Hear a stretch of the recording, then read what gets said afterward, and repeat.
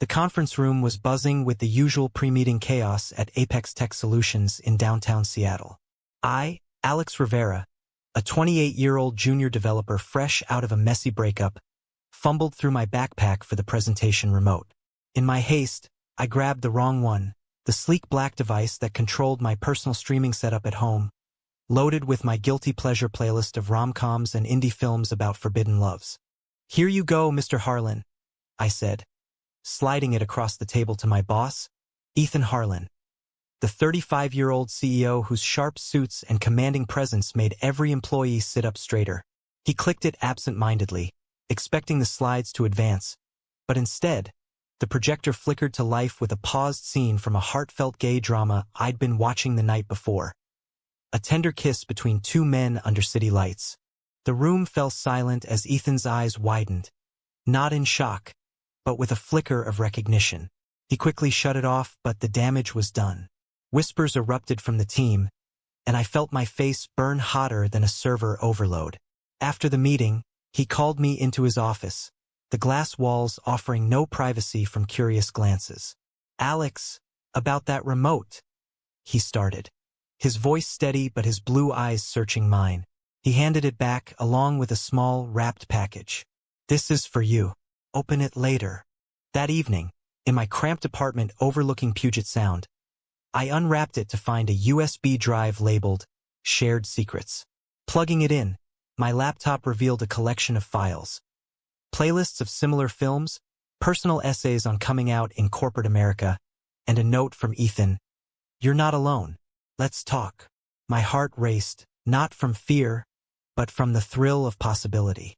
I'd always admired Ethan from afar, his confidence masking the rumors of his strained marriage to a high-society wife. Was this an olive branch or something more?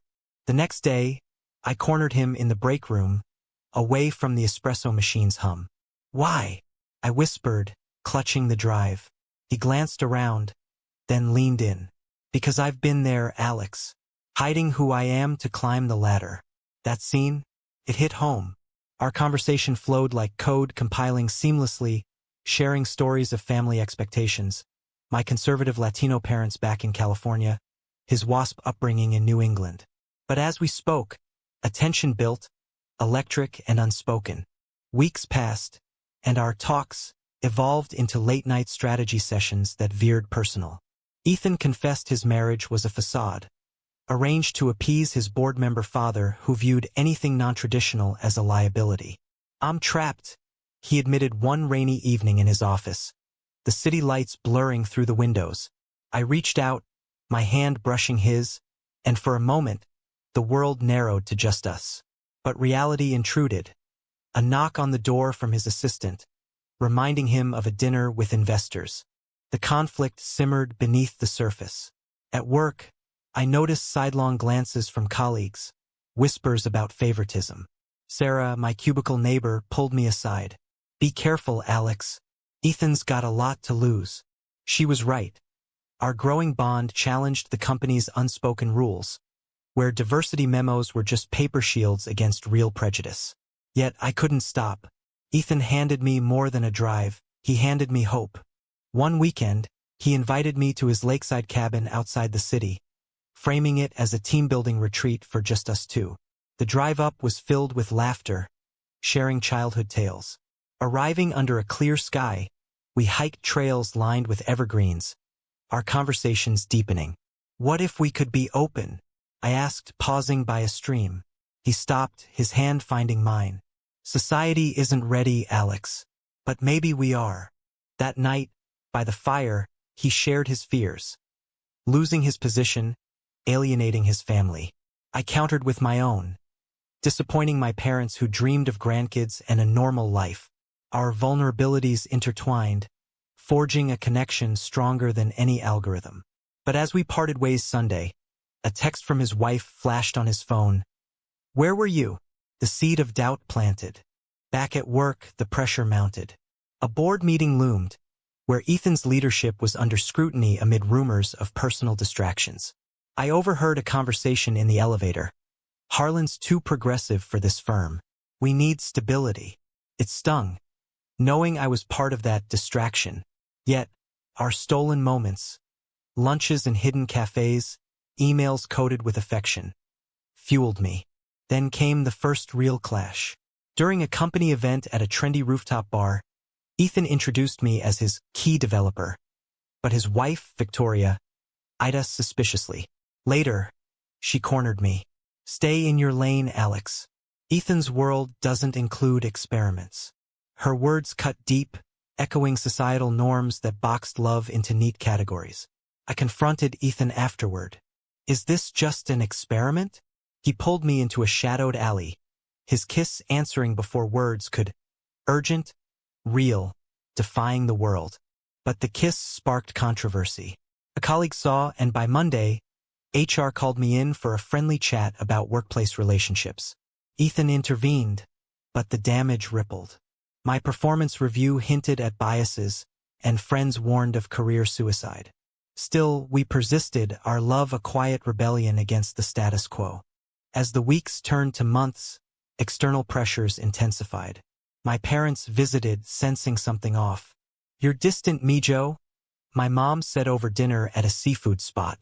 I almost confessed, but visions of their disapproval held me back. Ethan faced his own storm, his father demanding he straighten up for a major merger. In a pivotal moment, we attended a pride event incognito, blending into the crowd. The freedom was intoxicating, but a photo leaked online, tagging the company. Backlash ensued. Client emails questioning leadership, social media debates on corporate ethics. "Is love worth the chaos?" I asked Ethan in his office, tears stinging. He held me. "Yes, if it's real." But doubt crept in, setting the stage for greater trials ahead. The merger announcement hit like a software crash, dominating headlines in Seattle's business scene. Apex Tech was partnering with a conservative firm from the Midwest, one whose board openly supported anti-LGBTQ policies. Ethan was thrust into the spotlight, fielding interviews where he dodged personal questions with practiced ease. But behind closed doors, the strain showed, bags under his eyes, terse emails. I tried to support him, sneaking into his office with coffee and encouragement. "We can weather this," I said, but he pulled away. "Alex, this deal could make or break us. I can't afford scandals." His words felt like a logout, leaving me isolated in my cubicle, staring at code that suddenly seemed meaningless. The conflict escalated at a networking gala in a lavish hotel ballroom. Ethan arrived with Victoria on his arm, the picture of heteronormative success. I mingled awkwardly, fielding questions about my single life. When our eyes met across the room, a silent plea passed between us. Later, in a quiet corridor, he whispered, "I miss you." But Victoria interrupted, her smile icy. "Darling, the investors want a word." That night, alone in my apartment, I scrolled through social media, seeing posts debating the merger. Comments ranged from support for progress to vitriol against woke agendas. One thread caught my eye. "CEOs like Harlan should keep personal lives private, business first." It mirrored my fears, amplifying the societal divide. The next day, Ethan called me to his cabin again, this time urgent. The drive felt heavier, rain pelting the windshield like accusations. Arriving, he paced the living room. "My father knows about us." A PI tailed me. Shock rippled through me. "How?" He sighed. "Doesn't matter. He's threatening to pull strings.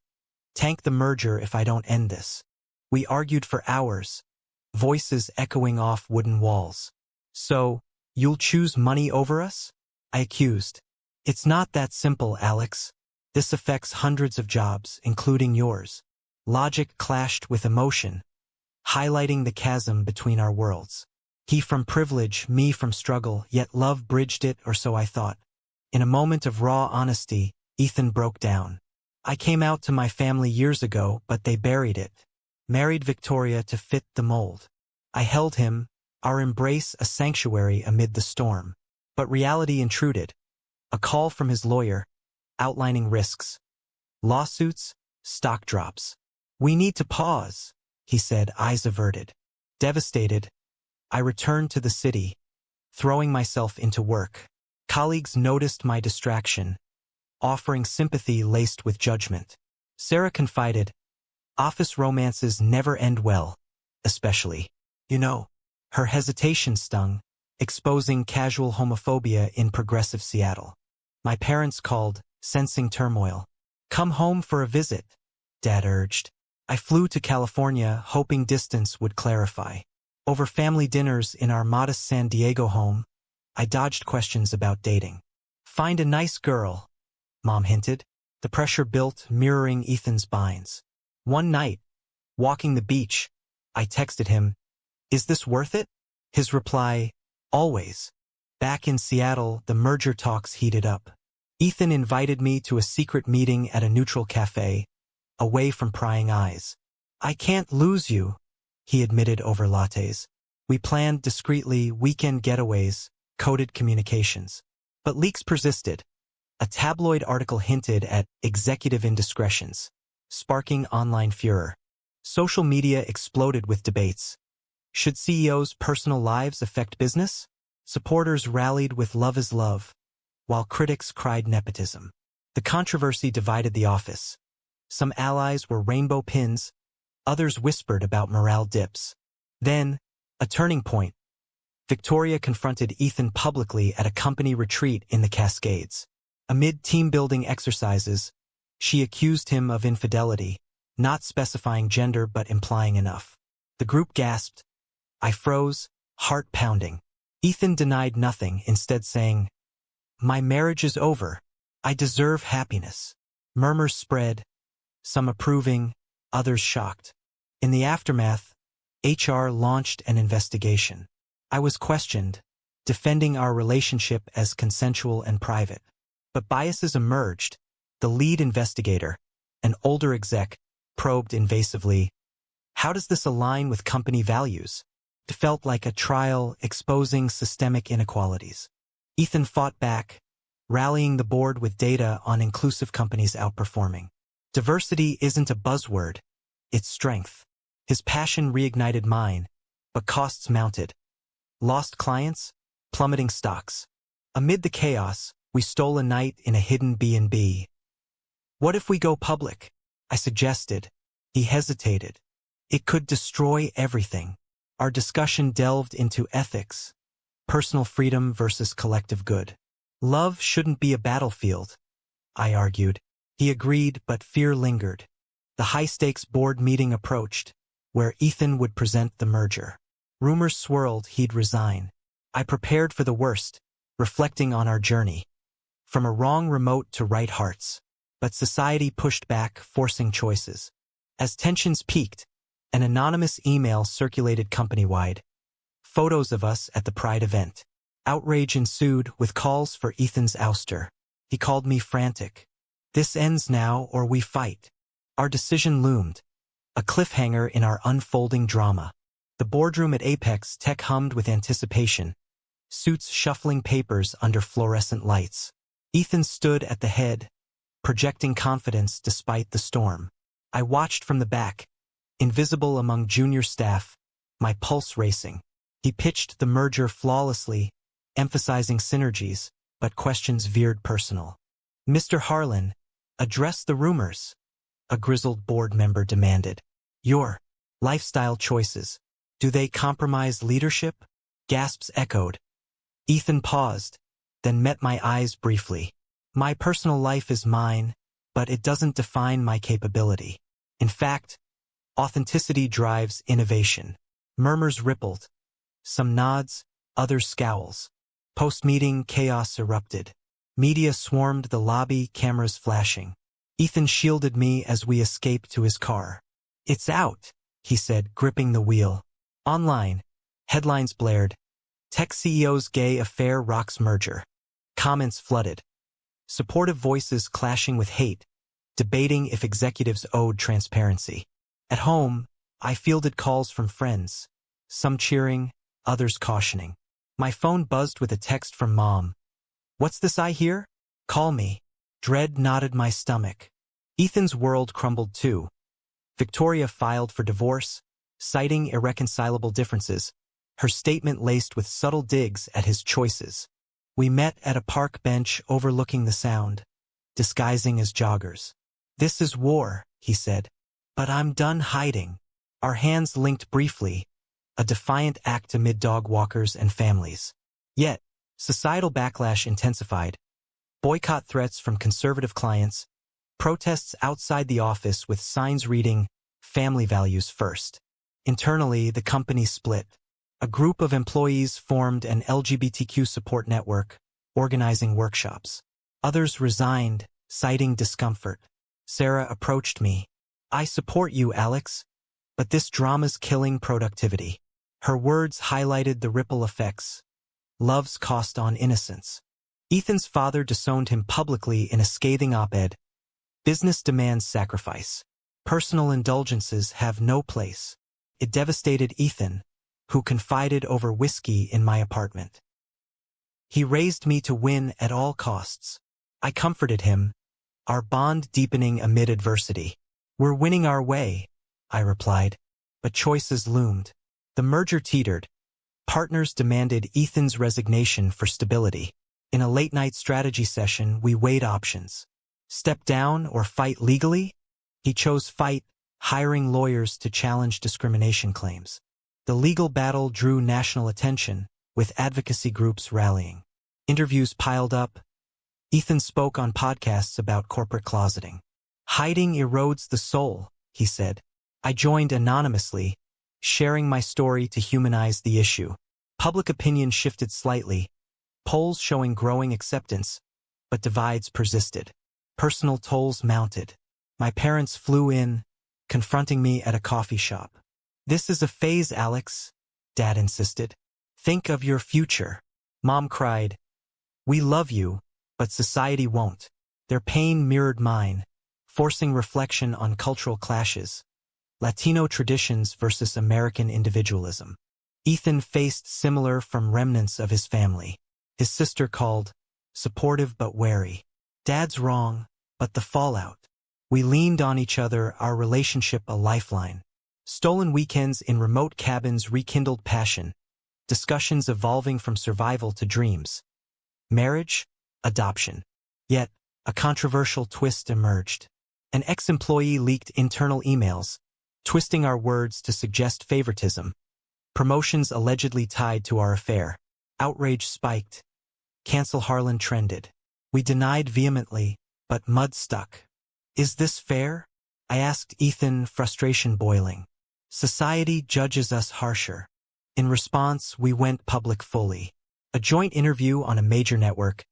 "Our love is real, not a scandal," Ethan declared. I added, "We're fighting for equality in boardrooms."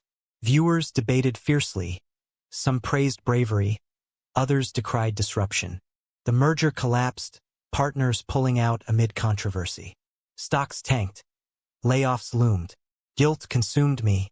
Did we doom everyone? Ethan reassured. No, prejudice did. He pivoted, announcing Apex's recommitment to inclusivity, partnering with LGBTQ orgs. Recovery began slowly. Community support surged, fundraisers, alliances, but scars remained. One evening, walking Seattle's streets, a stranger shouted slurs. We hurried away, the incident underscoring ongoing battles. As months passed, our story inspired change. Policies shifted, diversity training mandated. Personally, reconciliations trickled. My parents reached out tentatively, Ethan's sister visited. Yet high drama persisted. A lawsuit from Victoria alleged emotional distress, dragging us into court. Testimonies exposed vulnerabilities, Ethan's past depressions, my insecurities. The judge ruled in our favor, citing privacy rights, but the process exhausted us. Emerging stronger, we planned a future. "Marry me," Ethan proposed under starry skies at the cabin. Tears flowed. I said yes, but society questioned. Op-eds debated if our selfish love justified the chaos. The climax built to a company gala, rebranded as a pride celebration. Ethan announced his engagement to me. Applause mixed with boos encapsulating divisions. As we danced, whispers swirled. Progress or peril? Our journey from wrong remote to right commitment challenged norms. But was it worth the societal upheaval? The engagement announcement rippled far beyond Apex Tech, landing on national news cycles. Headlines varied: tech power couple defies odds, to corporate chaos, love or liability? Social media forums buzzed with polls, 60% supportive, 40% critical. Advocates hailed us as trailblazers, detractors labeled us disruptors. Back at work, the atmosphere shifted. New hires brought fresh energy, drawn by our inclusive rep, but veterans grumbled about politics infiltrating business. During a team meeting, an engineer challenged Ethan. "Your personal life affected my bonus. Fair." Ethan responded calmly, "Inequality affects us all. We're building better." Privately, doubts crept in. Wedding planning amid scrutiny felt surreal. Venue searches dodged paparazzi. What if it's too much? I confided to Ethan over dinner at a discreet Italian spot. He squeezed my hand. "We've faced worse. Our love, tested by fire, burned brighter, but external flames threatened." Family reconciliations progressed unevenly. My parents attended a virtual therapy session, grappling with acceptance. "We want your happiness, but fear for you," Mom admitted. Dad nodded. "Society's cruel." Their tentative support warmed me, contrasting Ethan's estrangement from his father, who boycotted communications. A major conflict arose when a rival firm poached talent, citing our unstable environment. Ethan countered with incentives, but morale dipped. I proposed employee forums where stories shared. A trans colleague thanked us for visibility, while another worried about backlash. Societal debates amplified. A congressional hearing on workplace discrimination featured our case, Ethan testifying. "Love doesn't diminish leadership, it enhances empathy." Lawmakers split along party lines, sparking national discourse on LGBTQ rights in corporate America. Personal attacks escalated. Doxing attempts forced security measures. Hate mail arrived. One letter read, "Stick to tradition or suffer." It shook us, prompting reflections on safety versus authenticity. "Should we relocate?" Ethan mused. I insisted, "No running. This is home." Amid turmoil, joys emerged. Friends hosted an engagement party in a private garden. Toasts celebrating resilience. Sarah raised a glass. "To love conquering all." Laughter flowed, a brief oasis. But controversy peaked with a documentary pitch. Filmmakers approached, wanting our story. We debated. Expose more or protect privacy? It could help others, I argued. Ethan agreed, but with caveats, no sensationalism. Filming began, revisiting our start. The remote mishap now legendary. Interviews delved deep, emotions raw. Ethan's vulnerability shone. "I handed Alex my heart that day." Mine echoed. "He handed me courage." Release stirred frenzy. Reviews praised authenticity. Critics decried propaganda. Viewership soared, inspiring coming-out stories nationwide. Yet, backlash included protests at screenings, chanting, "Keep business straight." Professional repercussions continued. Ethan stepped down as CEO, appointing a diverse successor, transitioning to advisory. "Time for new chapters," he announced. I supported, but feared loss of purpose. Our wedding approached, set in a scenic vineyard outside Seattle. Invites sparked debates. Include dissenters? We did, hoping bridges. Victoria RSVP'd no, but sent a neutral note. "Wish you well." The day dawned clear, guests mingling under tents. My parents walked me down the aisle, tears in their eyes. Ethan's sister stood by him. Vows exchanged. "In conflict and calm, I choose you." Cheers erupted, but a small group left early, whispering disapproval. Honeymoon in Hawaii offered respite, beaches, sunsets. But even there, recognition followed. Fans approached, sharing impacts. "Your story changed my life," one said. Returning, we faced a new normal. Ethan launched a nonprofit for LGBTQ professionals. I led tech initiatives. Successes mounted, policy wins, mentorships. Yet lingering questions arose. At a panel discussion, an audience member asked, "Did your relationship harm more than help?" We pondered, acknowledging pains but affirming gains. As years hinted at passing, our story evolving, we reflected on choices. From accidental reveal to intentional union, we'd navigated societal minefields. But one query haunted: was pursuing our love, despite the widespread disruptions, ultimately the right path? The nonprofit, named Authentic Allies, grew rapidly, hosting seminars across the U.S. Ethan thrived as its head, channeling corporate savvy into advocacy. I balanced it with Apex Consulting, mentoring young devs on navigating identity in tech. Our home, a cozy house in Capitol Hill, became a hub for gatherings, dinners debating progress. Societal shifts were evident. More companies adopted inclusive policies, citing our precedent. But backslides occurred, legislative rollbacks in some states, reminding us vigilance was key. Personal growth deepened. Therapy helped process traumas. We adopted a rescue dog, symbolizing new beginnings. Friends marveled at our resilience. You two are unbreakable. Yet, echoes of conflict persisted. Ethan's father reached out sporadically, awkward emails hinting at regret. My family visited often, bonds strengthening. At a holiday gathering, Dad raised a toast. To family, redefined. Professionally, invitations poured in, keynotes, books. We co-authored a memoir, Remote Revelations, detailing our journey.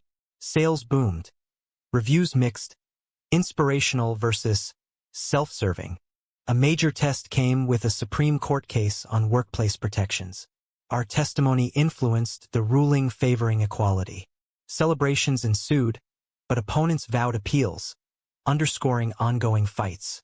In quieter moments, we questioned impacts. Did we spark change, or just noise? Ethan pondered on a hike. I replied, both, but change sticks. Community involvement expanded. We volunteered at youth centers, sharing stories to empower. One teen confided, seeing you gives hope. It validated sacrifices. As anniversaries marked time, reflections turned philosophical. Society evolved, but divides lingered. Urban acceptance versus rural resistance. Our love, once a spark from a wrong remote, had ignited debates on ethics, rights, and responsibilities. In the end, was it morally right to prioritize personal romance over the potential stability of hundreds of livelihoods and a company's future?